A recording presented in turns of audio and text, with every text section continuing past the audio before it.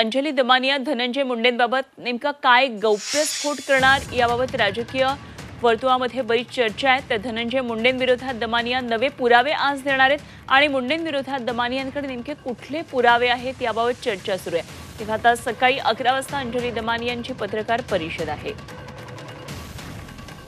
आमचे प्रतिनिधी सीमा आढे या घडामोडीवर लक्ष ठेवण्यात आपण थेट जाऊया, सीमाकडे जाणून घेऊया आणखी माहिती। सीमा, अंजली दमानिया यांच्या पत्रकार परिषदेसंदर्भात बरीच उत्सुकता आहे आणि काय नेमके पुरावे त्यांच्याकडे आहेत याबाबत चर्चा होतात।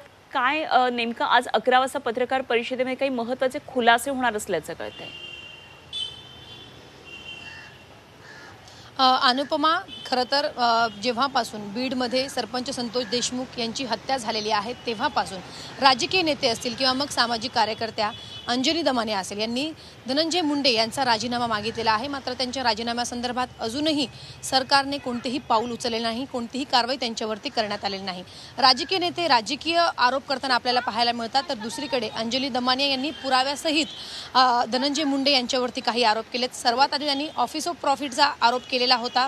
फक्त त्यांचा राजीनामाच नाही तर आमदारकी सुद्धा जाऊ शकते या संदर्भात त्यांनी मुख्यमंत्री आणि उपमुख्यमंत्री अजित पवार यांची भेट घेतलेली होती आणि आज त्यांची एक महत्त्वाची पत्रकार परिषद त्या घेणार आहेत आणि या पत्रकार परिषदेमध्ये धनंजय मुंडे यांच्याशी संबंधित एक मोठा खुलासा त्या करणार असल्याचा त्यांनी दावा केलेला आहे।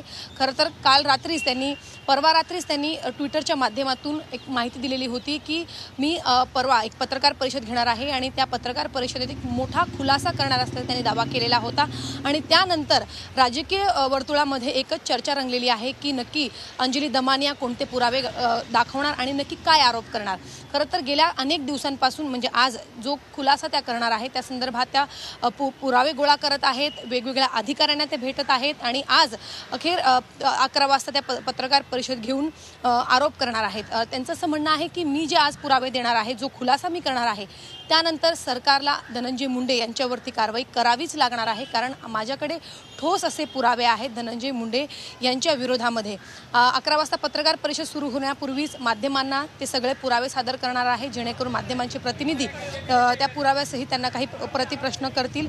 त्यांचं असं म्हणणं आहे की आता मी जे आज पुरावे सादर करणार आहे ते अजित पवार किंवा मग मुख्यमंत्री देवेंद्र फडणवीस यांना दाखवणार नाही किंवा त्यांची भेट घेणार नाही, कारण याआधी सुद्धा अनेक पुरावे देऊन त्यांच्यावरती कोणतीही कारवाई झालेली नाही, त्यामुळे माझा त्यांच्यावरती कुठेतरी आता विश्वास राहिलेला नाही असं त्यांनी म्हटलेलं आहे।